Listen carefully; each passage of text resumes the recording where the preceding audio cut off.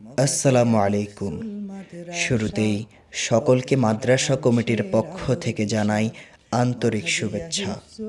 অত্যন্ত আনন্দের সাথে জানাচ্ছি যে আমাদের মঘাদিয়া হিফজুল কুরআন মাদ্রাসা একটি আধুনিক এবং ৫ তলা ভবন বিশিষ্ট প্রতিষ্ঠানে রূপান্তরিত হতে যাচ্ছে।